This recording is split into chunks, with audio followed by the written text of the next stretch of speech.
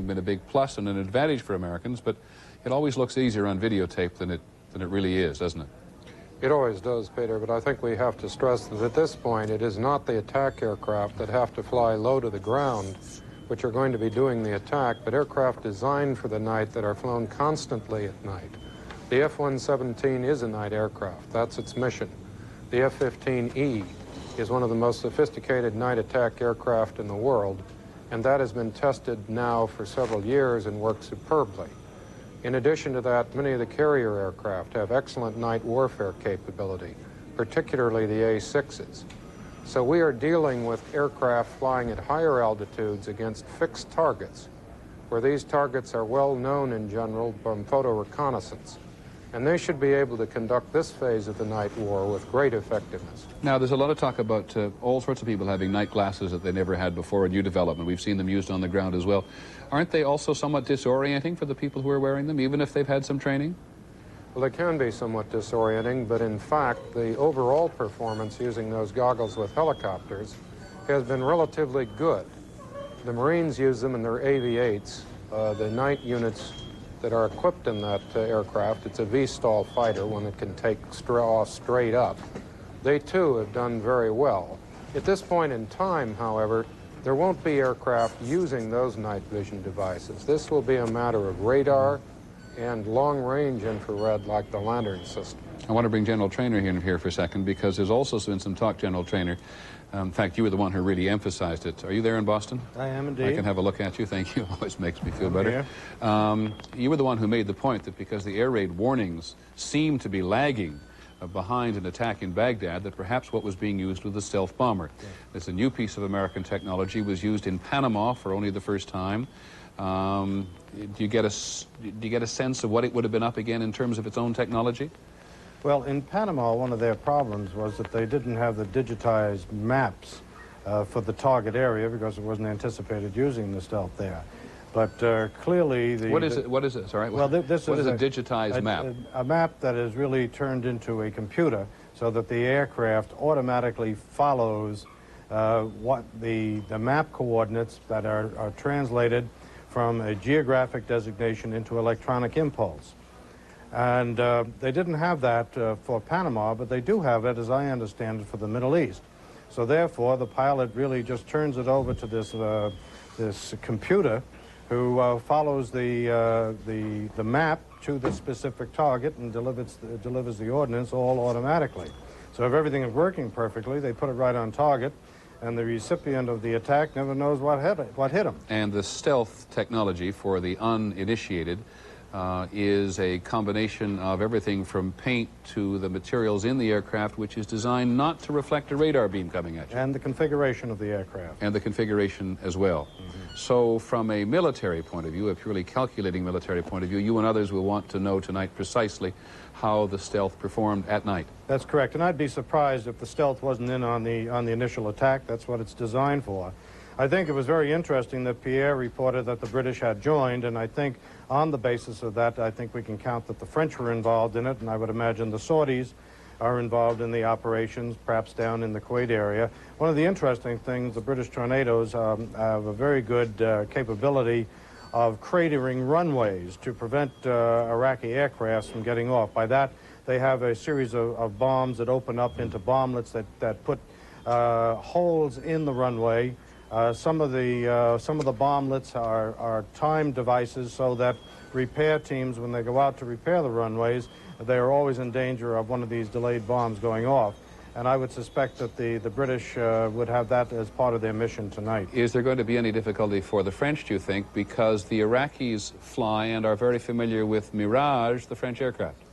Well, I suppose there's always a certain potential. The Iraqis are also aware of most of the characteristics of our aircraft, and I suspect that the Mirages and the various black boxes that are in the Mirages are characteristics that were not given to the Iraqis. And Tony Cordesman, just while we're on this question of high tech tonight, let me ask you one question about the Tomahawk cruise missile, which would have been launched from battleships in the Persian Gulf. How does that evade radar?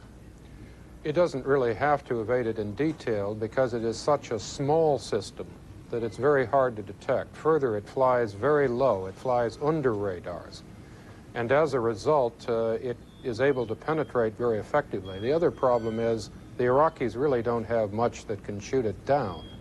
It can be programmed to avoid the major surface-to-air missile systems, and their fighters really don't have the kind of sophisticated radar, except for a very few MiG-29s, that could locate it and kill it from the air. Okay, thank you very much to both of you for the moment.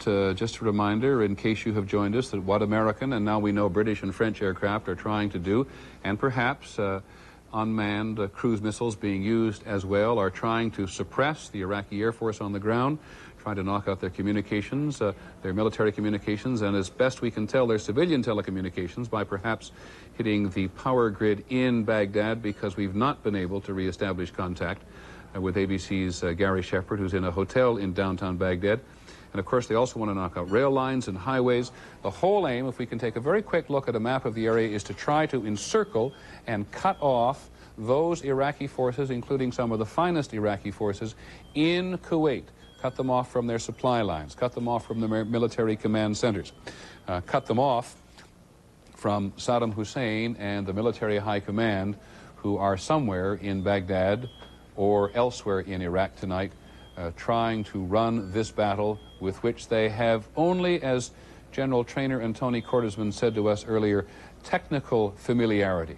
During the war with Iran and Iraq, I think it was General Trainer who pointed out when he was there, he found that all of the Iraqi military were subscribing to every single military journal that was available in the Western world, but of course they've had no experience whatsoever with the overwhelming firepower of the American and now the British and the French aircraft. Jack McWethy at the State Department. Peter, just a moment ago we showed the black and white bomb site footage from Libya. It's interesting to note that when Secretary Baker was over in Saudi Arabia, the man who shot that footage was there with the F-111 pilots. He is going to be on a raid tonight without any question. Secondly, Secretary Baker is here in the State Department tonight. He is watching the reports as things unroll. The man who is very much responsible for putting the coalition together and making it work in these final days so that when this finally happened, the different countries would come together without a problem. At the front door of the State Department tonight, security is much tighter than it has been normally. People are coming in with cots and sleeping bags, anticipating it's going to be a long, long haul. John, you at the State Department must be as mindful as anybody how severely diplomacy failed. Diplomacy failed on the one hand, Peter, to bring about peace. I'm sure that Secretary Baker would argue that diplomacy was successful in bringing about a coalition to try and reverse what Saddam Hussein had done. First, peacefully, if he could, Baker would argue, or by force, which is, of course, happening tonight. But you are absolutely right. Diplomacy failed to bring about a peaceful settlement. We'll be back, John. Thanks very much. John McWethy at the State Department. The British House of Commons and the French National Assembly today, it now all seems so coincidental, doesn't it, voted overwhelmingly for the use of force.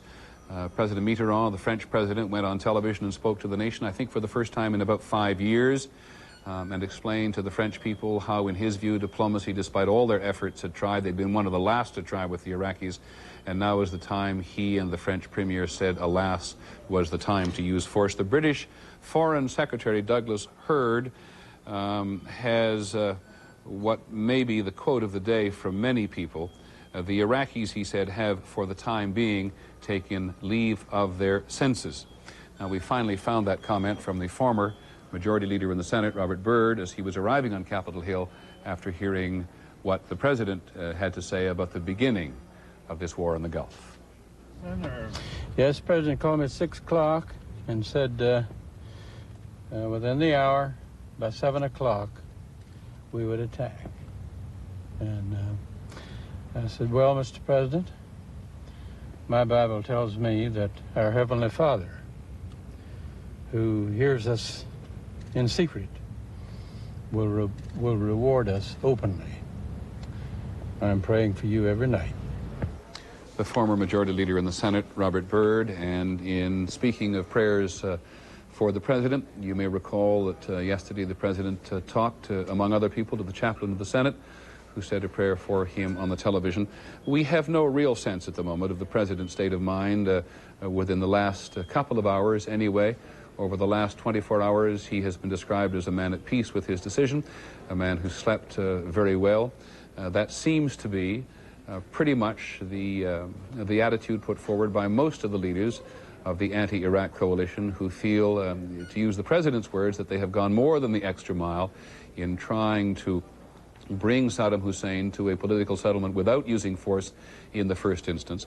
We'll talk perhaps at great length, in fact undoubtedly we'll talk at great length in the days ahead as to Saddam Hussein's mindset, but suffice it to say that perhaps all along those people who believed Saddam Hussein could be brought to a position where he would give up Kuwait without any combat whatsoever may never have intended that all along. This astonishingly proud man, who someone observed earlier today has been turned, I think someone said perhaps very precisely, from a megalomaniac into the martyr, now has engaged in combat with what he has widely characterized as the imperialist forces of the West. He has a tremendous level of support in the Arab world, certainly, and elsewhere in the developing world, so we will take some time perhaps to get some clue to his thinking, but he will not, I suspect, be slow in coming forth with a message. The Secretary General of the United Nations has made a comment about half an hour ago. He again, who tried so hard in the final days before the UN deadline, this was a UN deadline, remember, for the Iraqis to leave Kuwait, says this evening, "I am not well informed. I have no details of what happened, but I think it is for me to express my deep sorrow. I can only be saddened by the beginning of hostilities." As to the President's state of mind, back to the White House and Brit Hume. Well, Peter, a little bit more of the same kinds of descriptions we've had in recent days. The President is described here this evening as being calm and matter-of-fact as he received the early reports of this operation, sitting there with his jacket off, in jacket and tie, and having remarked, and I gave you a little of this earlier, when 7 o'clock rolled around, that was the time, exactly at 7 o'clock in the east, when the shelling by American forces was supposed to start. And there's some official wonderment here about the things that Gary Shepard was seeing and hearing just before that. But sounds that the President heard and reports that he got at 7 o'clock prompted him to turn to those with him and say that it's just the way it was scheduled. We will not see the President tonight after this address, this 10 to 12 minute address that he makes. And that, Peter, for the moment, I think is, oh yes, there were a couple of questions asked about why this attack on Baghdad, with so many people there and the possibility of so much loss of life. And the answer to that from spokesman Fitzwater was, quote, "We believe that freeing Kuwait means attacking Iraqi forces and communications facilities, so we had to attack Baghdad." The question was also asked whether any consideration had been given to delaying this attack to allow some of the journalists about whom the President expressed concern to get out of Baghdad and indeed out of Iraq. And the answer was no, and Fitzwater hastened to point out that in his conversations with some news executives today, he said, he had also suggested that they try other means of leaving than the tiny handful of flights that were still leaving there as of today. So that's it for the moment, Peter. I'm sorry to give it to you in bits and pieces, but that's the way it's going. Exactly, and that's the way it's going to be for, I suspect, the next several days at the very least, Brett. As to getting out of Baghdad at the moment, we cannot tell you how difficult it's going to prove to be for those journalists who may wish to leave. There were indeed a number of private charters which were intending to fly from the Jordanian capital, Amman, tomorrow morning in quite early to Baghdad to pick up those journalists and anybody else who wanted to leave, other than Iraqis, by the way, who were not allowed to leave.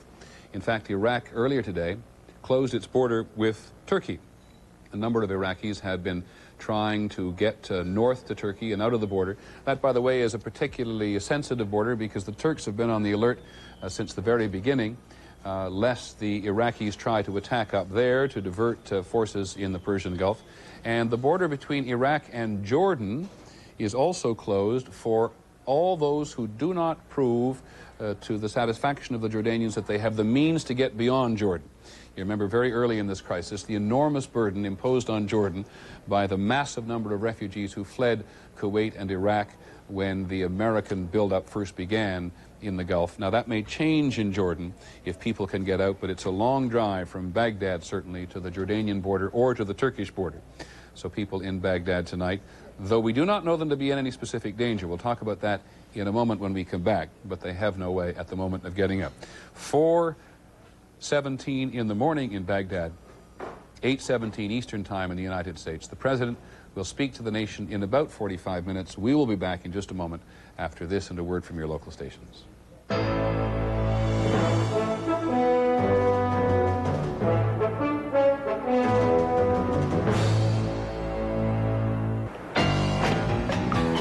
Unfortunately, the Wagner's new vacuum cleaner was not the most trouble-free in its class. Neither was the new refrigerator, nor the new lawnmower they got such a good deal on. Thank goodness they made one new purchase that was the most trouble-free in its class 2 years running, the Toyota Corolla. Maybe you ought to just let that lawn die out. I know what you do for me, Toyota.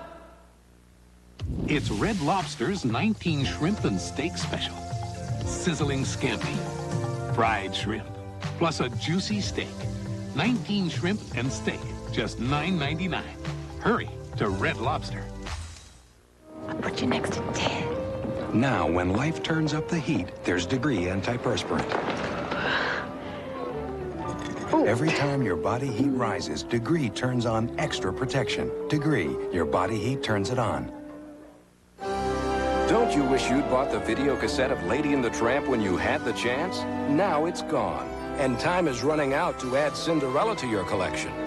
But you still have a chance to own 2 of Disney's most delightful animated classics, The Magical Peter Pan and the Academy Award-winning The Little Mermaid. Still available, but only for a limited time. Don't let Peter Pan and The Little Mermaid get away. Introducing Glade Plug-ins Air Freshener. It keeps on freshening.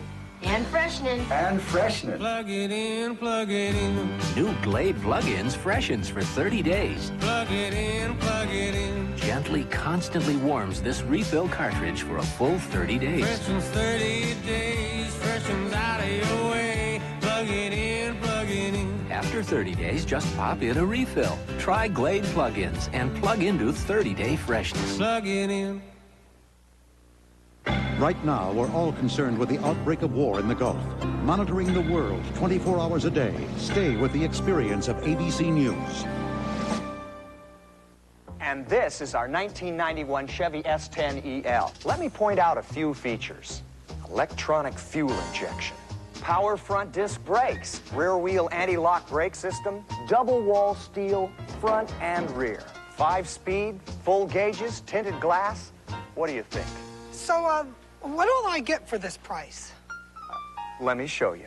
The 91 Chevy S10EL. For value, more people are winning with today's Chevy truck. The Carnival Shoes and Fashion. We must clean house. All departments. Biggest sale ever. Tens of thousands of markdowns taken store-wide. Listen up. Ladies' rack and table sale. Thousands of pairs, just $5. Entire stock red stickers. Men's, ladies, children. 1/3 off. That's 1/3 off the already reduced sticker price. This is unreal. Boots. We're overstocked. Crazy deals you won't believe. Men's, ladies, children's must go. We must clean house. All departments. Tens of thousands of markdowns taken store-wide. The Carnival Shoes and Fashions. You're watching WKRM-TV, Channel 2. ABC News coverage of the Gulf War continues. Once again, reporting from New York, Peter Jennings. It is about an hour and 20 minutes since we first learned from ABC's Gary Shepard in Baghdad that the United States, in the first instance, then the British, and then the French, had begun an attack on occupied Kuwait and on various targets inside Iraq.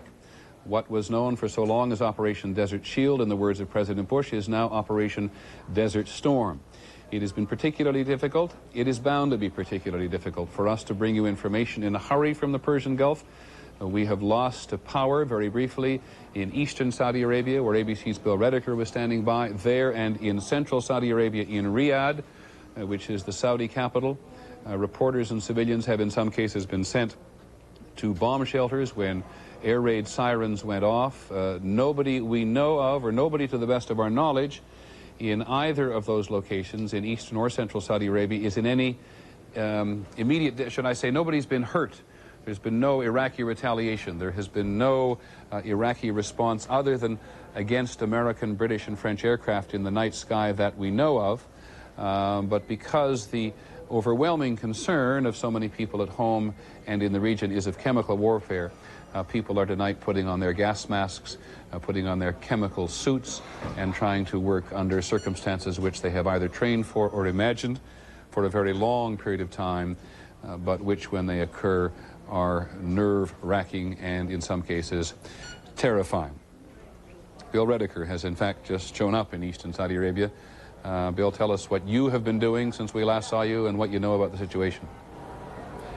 Well, the power was cut here, as you recall, when we were last on, and everybody was ordered by the military into the basement of the hotel that we're all stationed at as a part of an air raid drill. Nothing happened. There was no incoming fire, no missiles. Nobody was in any danger that we could tell. I believe it was precautionary. We then all came back up again and resumed our positions here. Another series of sirens has just started again. I don't know what that signals at this point, but they're in the background. Just a few minutes ago, Peter, we saw yet more aircraft taking off and headed out of here, more fighter jet aircraft, 4 of them as a matter of fact. There were tiny lights that you may be able to notice as we show you this heading out over the skyline here in the eastern province of Saudi Arabia. The first pool report from the Air Force media pool is in, and it says that the pool was awakened at about 1 a.m. by the near continuous thunder of the fighter bombers taking off. When the pool arrived at the flight line shortly thereafter, the parking aprons that had been crowded only Wednesday night were half empty. The first wave took off during the early morning hours. Air crews walked in pairs across the concrete to their waiting planes. One Air Force, we've lost power again. Yeah, we have no way of predicting or even anticipating or even explaining why that is happening, except to tell you in part that when the war began in the Persian Gulf itself, there are a number of American military analysts we've spoken to over the last several weeks who believe that one of the intentions is to black out the whole place electronically to all but those military personnel, both in the air and on the ground, who have absolute need to communicate with one another. And of course, over Kuwait and Iraq, one of the imperative desires of the military in the very first instance is to block out all Iraqi communications. So when that happens, it does not necessarily mean that something suddenly disastrous has happened. We've just lost power in many cases. And I have someone talking in my ear, so I apologize. I lose a train of thought there. Let's go to the State Department and ABC's John McWethy. Peter, as we are watching here this evening, the State Department has very little to report at this point. Obviously, Secretary Baker is upstairs trying to pay attention to what is going on, but the State Department is out of the loop in terms of the information. One of the things that the military planners said that they were looking at was the situation with the moon. It was a new moon on the 15th of January, and military planners were looking at how many days after that they would begin to get too much light for the kind of night operations that the U.S. was anticipating trying to conduct. So that may have been one of the key decision points. It's only 2 days past that new moon. So the military was perhaps looking at that as one of the reasons for why they wanted to go as soon or after the January 15th deadline as they have. John, while I have you, because you were a military affairs correspondent for so many years, does a full moon work to anybody's advantage in terms of offense? I know it works to the Iraqi advantage in terms of defense because you can see better, but what about on offense? No, not at all, Peter. The way the American military, with its high technology, has been trained to fight is to fight in the most dark conditions that they can get. When there is a full moon, it definitely plays into the Iraqis' hands and makes it an optimum situation for them to defend themselves because they can see their targets in the middle of the night. The American forces, either the ground forces or the air forces, prefer as dark a condition as they can have because they have all the night vision capability.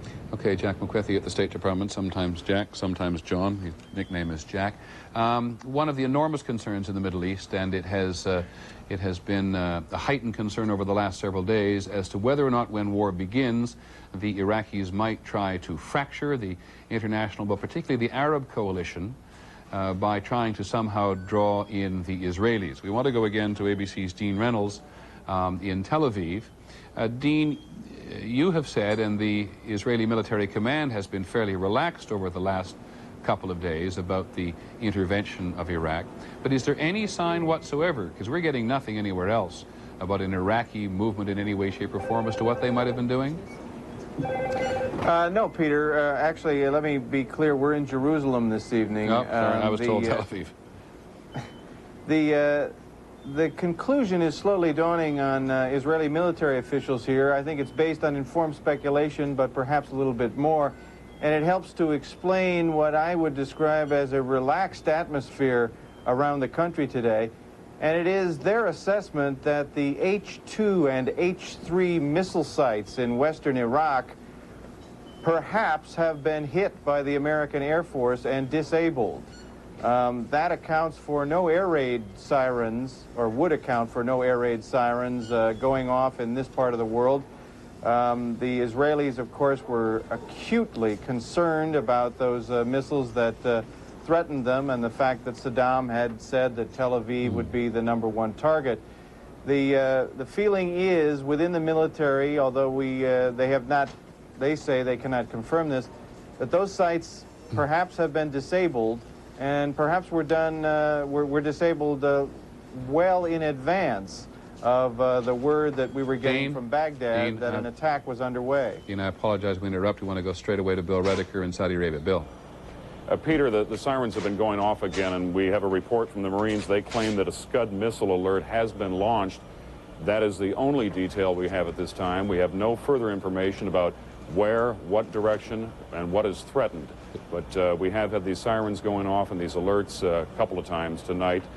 This is the action inside the hotel tonight. There have been a couple of these air warnings where people have headed down to the shelter in the basement of the hotel and put on gas masks. Even though there have been no gas alerts, I should stress at this point, we are a considerable distance from Iraq, but still within that missile range. You're at about 400 miles from the southernmost point of Iraq and about 330 some odd miles from Kuwait, right? I think that's about correct, yeah. And is there a real anticipation there that you and others might be on the Iraqi target list? It's always a possibility, sure. We are within range, and we are near an area that could be on that target list, yeah. Tell us something about, do you want to leave right now? No, we've not heard anything, and there are a fair number of us still out here, so now there go the sirens again. I don't mean to keep asking you this question. I assume that when you want to leave, Bill, you're just going to up and leave and interrupt whatever we're doing at the moment. I'll just keep talking to you until you want to leave. What I'd like to know is about the missile defense system and the level of confidence that the military has about protecting you, obviously, and the other civilians, because you're quite close to a major civilian center there in Dhahran, but also the military airfields behind you. There are Patriot missile systems ringing this area, and that is, of course, the premier air defense system put up by the Army. It was used in Europe by the NATO forces. It's never been used in combat. It's not combat tested, but there have been several test firings of it. It's proved to be extremely accurate.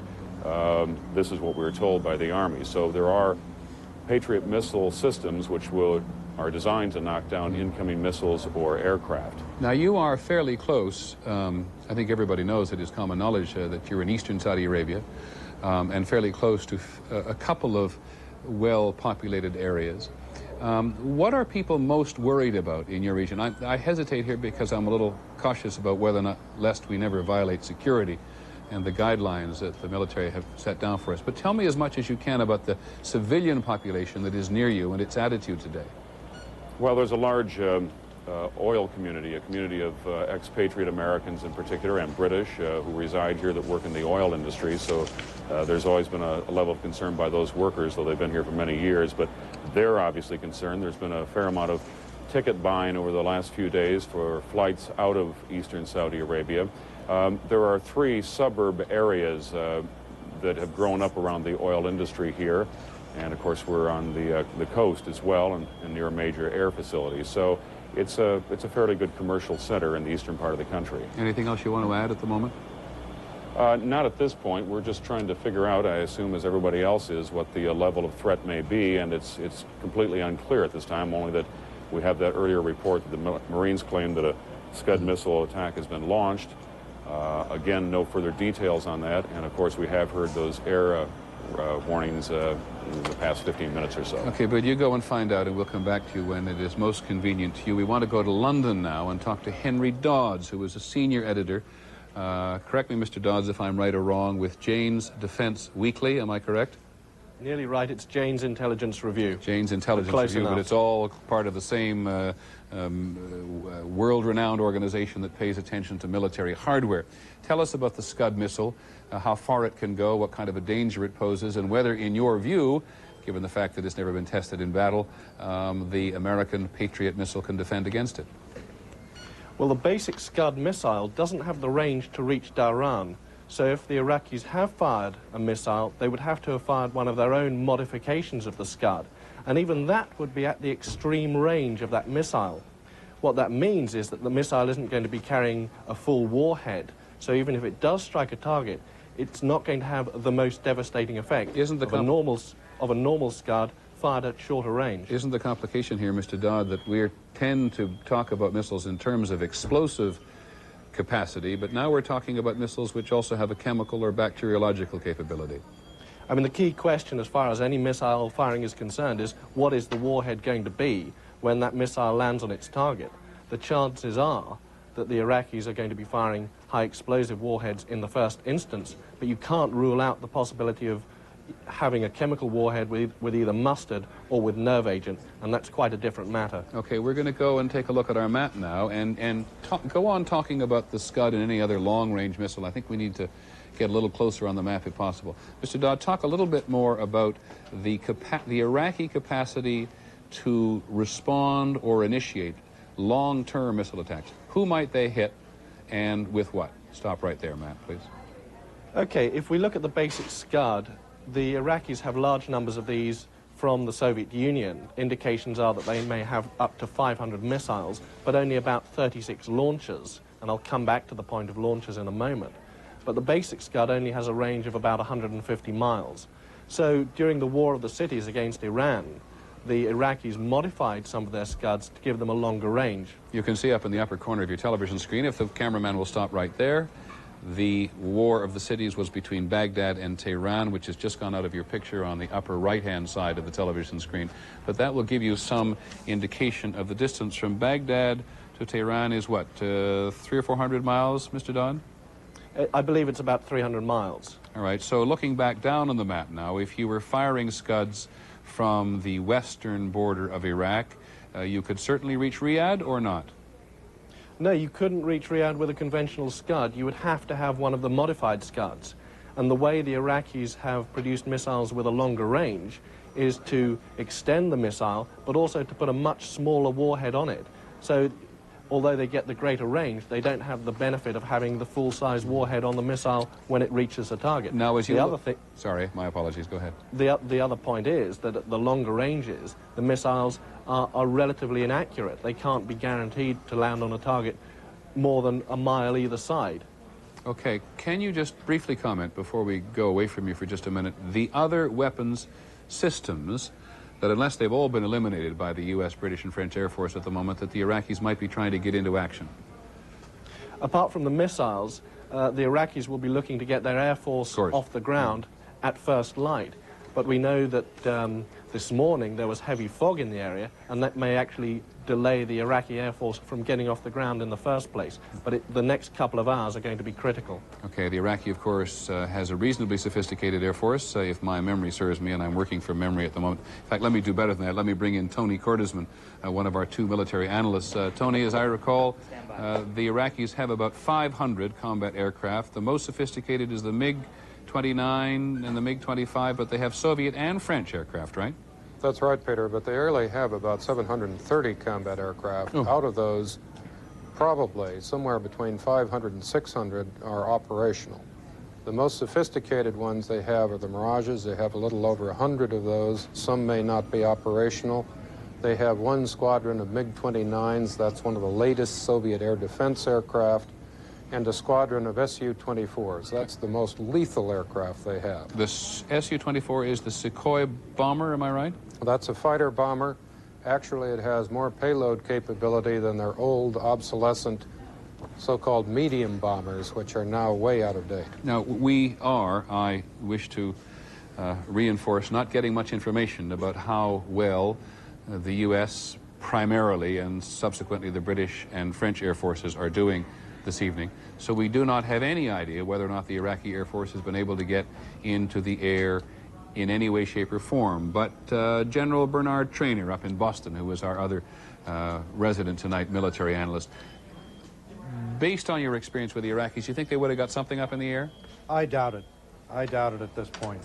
I think the raid probably came as a complete surprise to them. Why do you think so?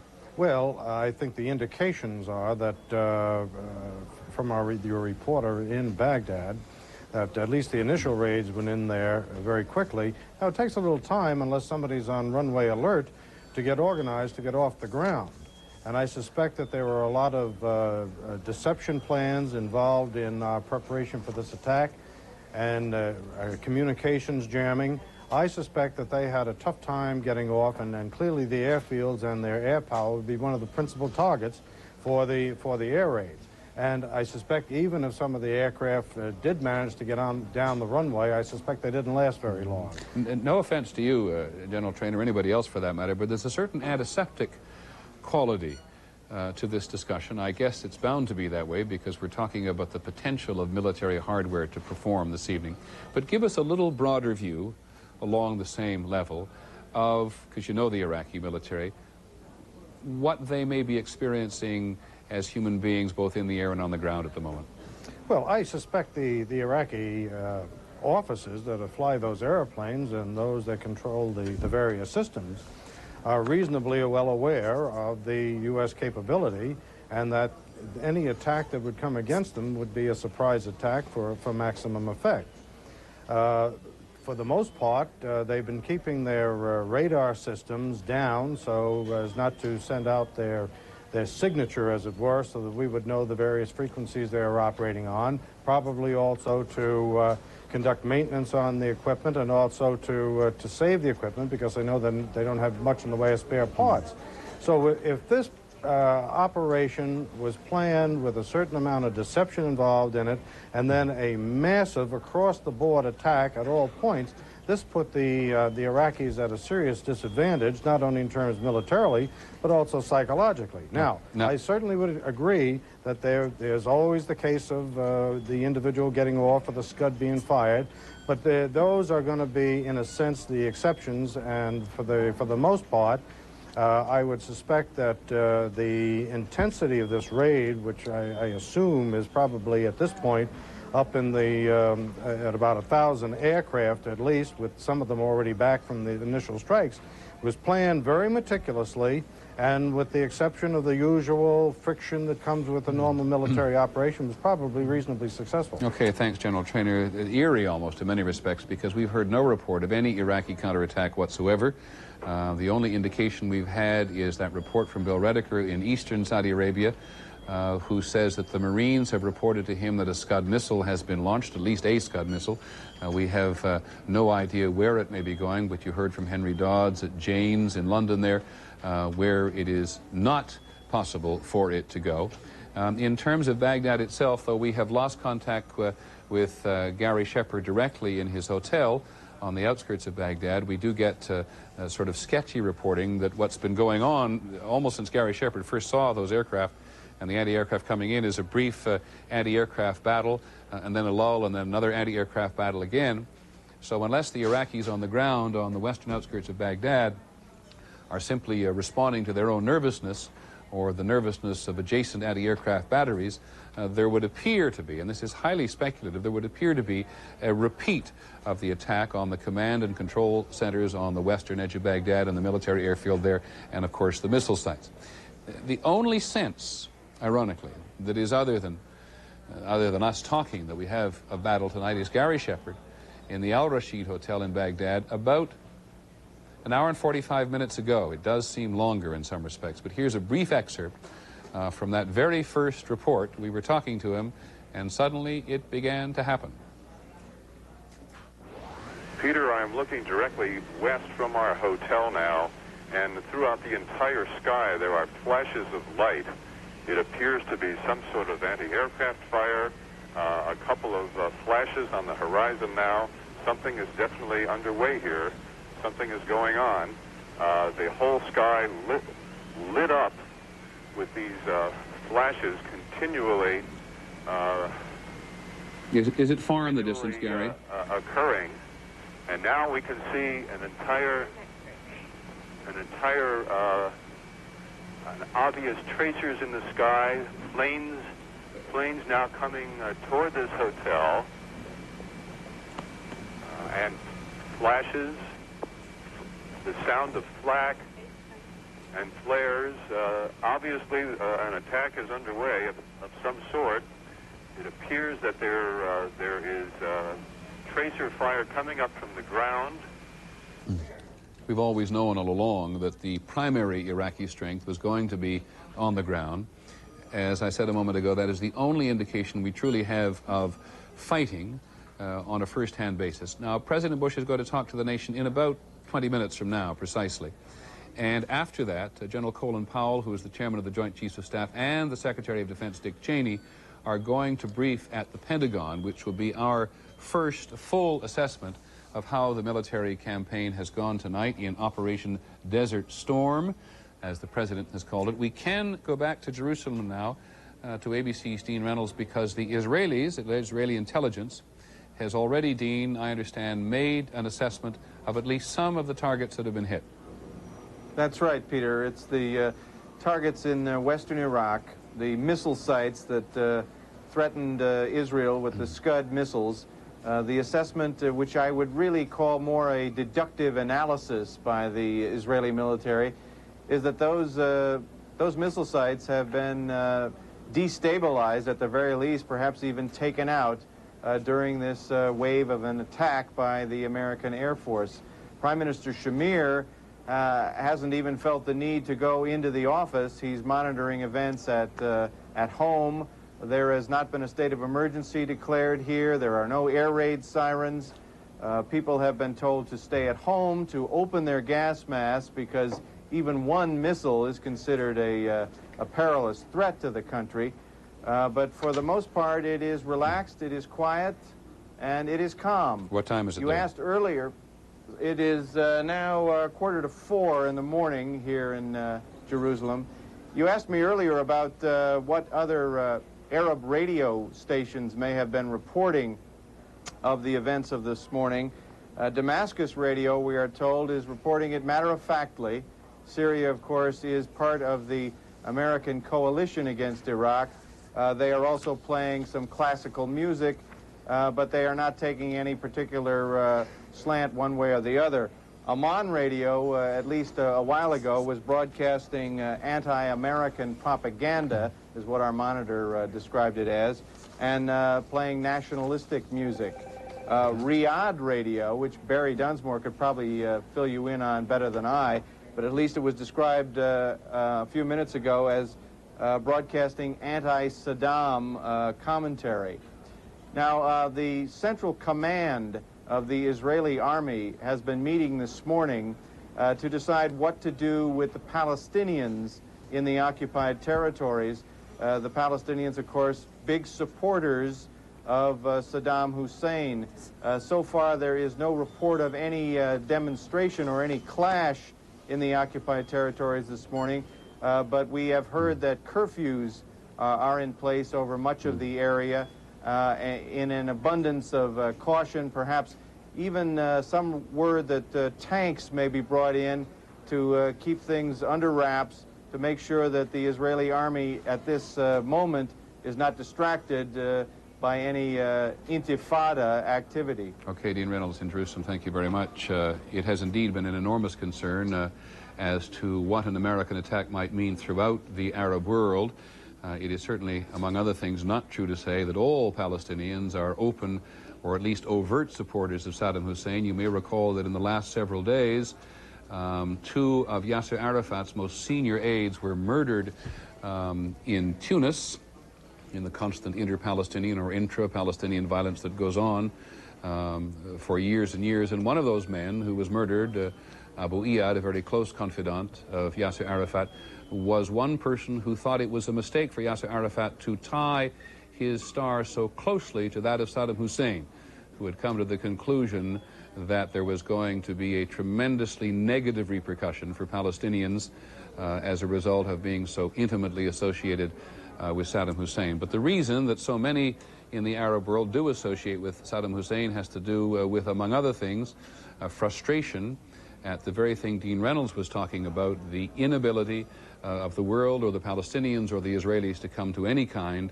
of reconciliation at all. And Saddam Hussein, in the days just before the war, of course, tried repeatedly to tie his invasion of Kuwait to some kind of progress for the Palestinians in international conference.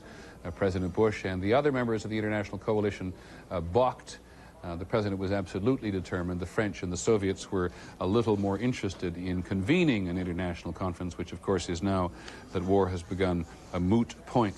The Soviet news agency TASS reported tonight that hostilities had begun but had no other comment. ABC's Middle East analyst Judith Kepper is back from the region. Judith, perhaps an opening comment from you this evening on how you think that the beginnings of a military campaign are going to play out in terms of Arab emotions. Well, this morning when I left Amman, there was an overwhelming sense of sadness in the city. And when we went to the airport to get on the charter, it was interesting. 3 Iraqi 727s were sitting on the ground. Presumably, those were the charters to take people out of Baghdad. And the feeling at the airport, a lot of military, very kind, smiling. People were very pleasant to us, but a great sense of sadness and of real impending doom over the area. Now, Judith, you were in the occupied West Bank and the Gaza Strip on this trip to the Middle East as well. If, as it appears evident, Saddam Hussein is now not able, that's a little too presumptuous of me, I grant, to mount a serious offensive attack against Israelis and liberate the Palestinians as he had promised, the Palestinians will have an enormous letdown, won't they? I think the Palestinians already feel a letdown, particularly those in the territories. They feel forgotten and betrayed. There have been people being killed and injured on a daily basis. Jerusalem is once again a divided city between Israelis and Palestinians because of the issue of personal security. People on both sides are getting stabbed. So this is a real loss for the Palestinians, and those in the occupied territories feel it the most. The economic pressure is enormous, the political dismay, the confusion, and the feeling of really having been abandoned by everybody. But you do remind us, thank you, Judith Kipper, not quite 2 hours after we first learned of the U.S. attack on Kuwait and Iraq, that the long-term ramifications of this war for the United States and for everybody in the region are enormous. We're also joined this evening by the former director of the CIA, William Colby. My question to you, Mr. Colby, is in somewhat the same vein. After 5.5 months of negotiations, are you still surprised to see the United States go to war against Iraq so quickly after the deadline expired? No, I think the president set a deadline and intended to follow it, and he set it with the idea of having it happen fairly soon after that. As you I was surprised to have it in the same day, but maybe another day or so, that was about right. As you have seen this events unfold this evening, and they're hardly really unfolding in any full way for us, what are your early thoughts? Well, I think the president has handled this very well with a massive first strike, which it appears to be. And with the first objective to clear out the Saudi Air Force, the Iraqi Air Force, so that he'll be free to go do whatever else with the air that we want to do. Before the war began, there was a good deal of talk about the capacity of the Iraqi military.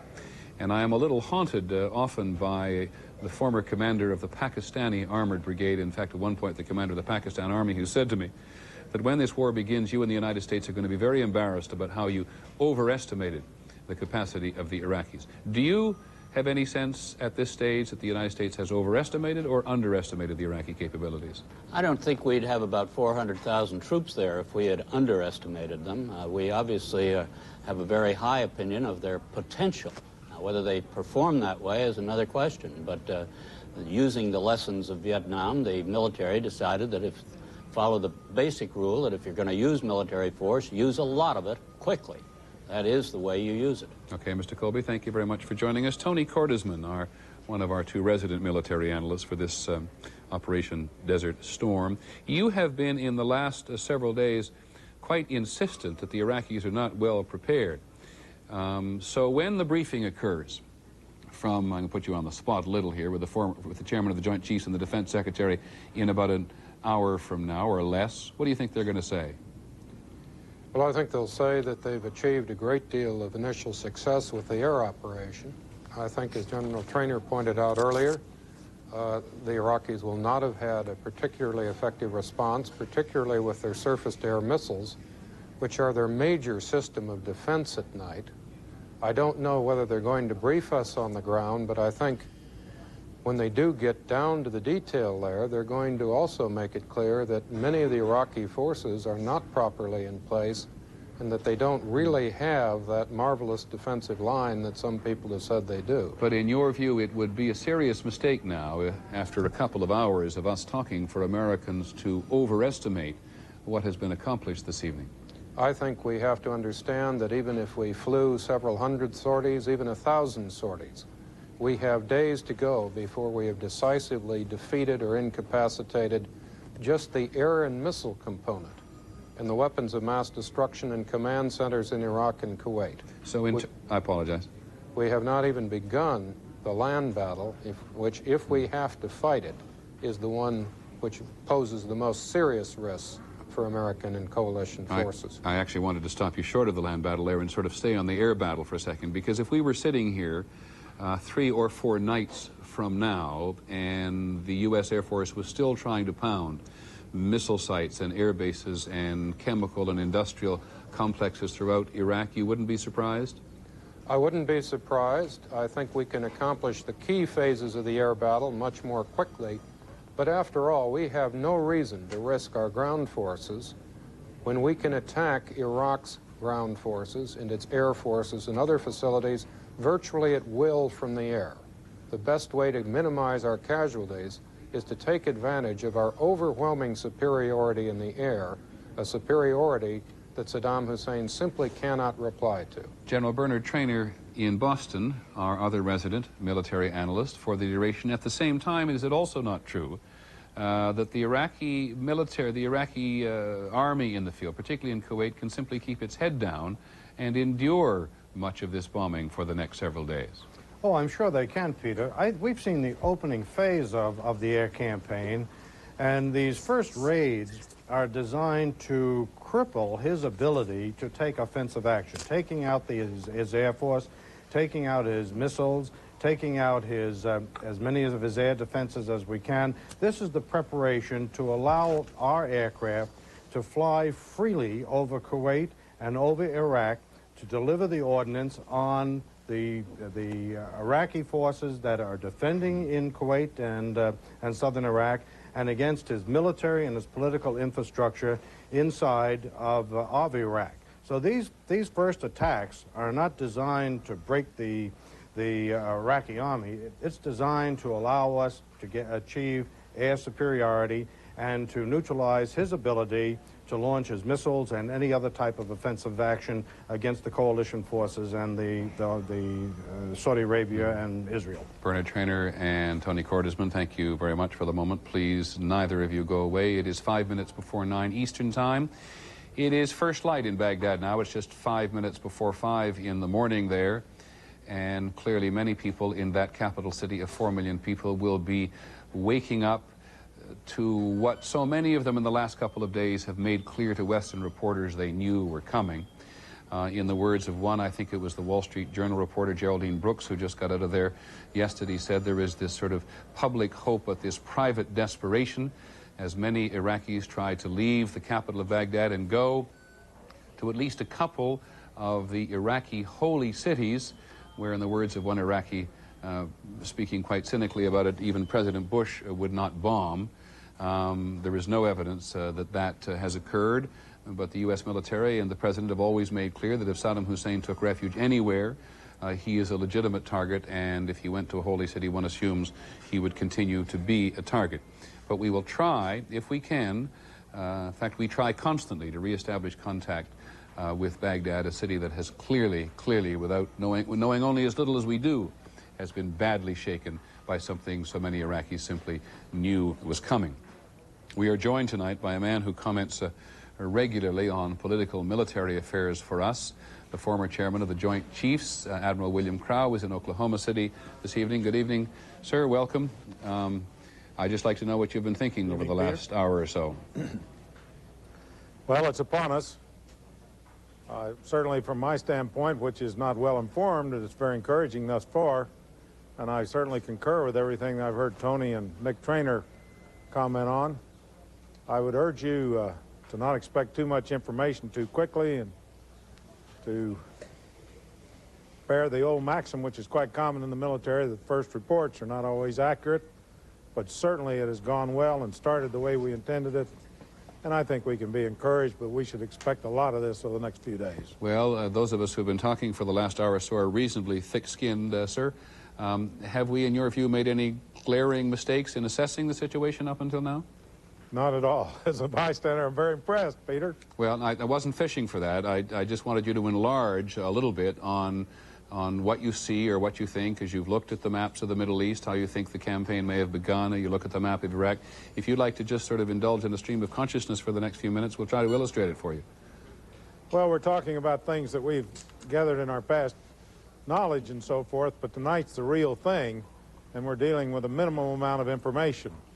A lot of confusion, I'm sure, on both sides.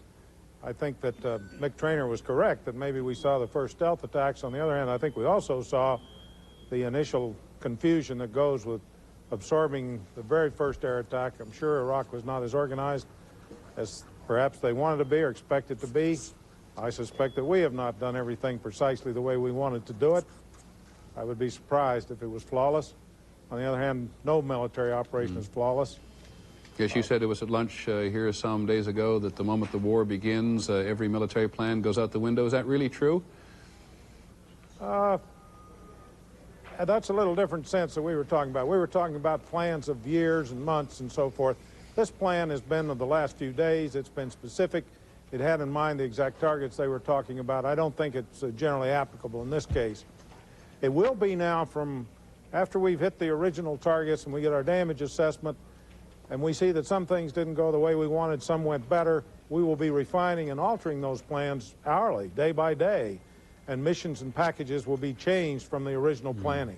You were, sir, the chairman of the Joint Chiefs through the development of some of the technology that's being used tonight. What, slightly a negative question, I grant you, but what makes you nervous about the use of American technology in a situation like this, aside from the obvious that it doesn't work? Well, you always want to know whether it'll work in the real world. And from a professional standpoint, we're going to see some really interesting systems used for the first time in anger, and we will be extremely curious as to they perform as advertised. What you're really looking for, of course, is some of the countermeasures that are taken by an enemy. You find sometimes in sophisticated weapon systems that some very primitive defenses prove effective. We'll look to see if the Iraqis have developed any of those. Now, you, sir, have commanded men in combat. Tell me, in the minute we have left before President Bush comes and speaks to the nation, what you think the state of mind and emotion might be of American fighter pilots over Iraq and Kuwait tonight. Well, their adrenaline is flowing. They're a very confident group. They're extremely trained, and they're at a high edge right now. I think their morale is, while it may have slumped over the last few months as they were going through the training stage, as we have built up to the 15 January deadline, I think it's come right back up. Every indication I have is that they are at the very peak. And this was a very good argument for not waiting any longer, is to take advantage of this attitude. And in some of the footage I've seen on television, talking to those people, I think it's confirmed just by their manner, their enthusiasm, and their determination. Thank you very much, Admiral Crowe. We hope you'll stay with us. Forgive me for interrupting. Here's President Bush. Five.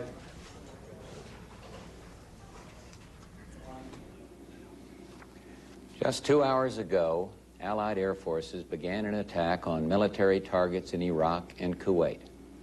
These attacks continue as I speak. Ground forces are not engaged.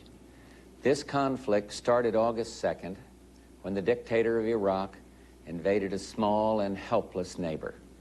Kuwait, a member of the Arab League and a member of the United Nations, was crushed. Its people brutalized. 5 months ago, Saddam Hussein started this cruel war against Kuwait. Tonight, the battle has been joined. This military action, taken in accord with United Nations resolutions and with the consent of the United States Congress, follows months of constant and virtually endless diplomatic activity on the part of the United Nations, the United States, and many, many other countries. Arab leaders sought what became known as an Arab solution, only to conclude that Saddam Hussein was unwilling to leave Kuwait. Others traveled to Baghdad in a variety of efforts to restore peace and justice. Our Secretary of State, James Baker, held an historic meeting in Geneva, only to be totally rebuffed. This past weekend, in a last-ditch effort, the Secretary General of the United Nations went to the Middle East with peace in his heart, his second such mission, and he came back from Baghdad with no progress at all in getting Saddam Hussein to withdraw from Kuwait. Now, the 28 countries with forces in the Gulf area have exhausted all reasonable efforts to reach a peaceful resolution, have no choice but to drive Saddam from Kuwait by force. We will not fail. As I report to you, air attacks are underway against military targets in Iraq. We are determined to knock out Saddam Hussein's nuclear bomb potential. We will also destroy his chemical weapons facilities. Much of Saddam's artillery and tanks will be destroyed. Our operations are designed to best protect the lives of all the coalition forces by targeting Saddam's vast military arsenal. Initial reports from General Schwarzkopf are that our operation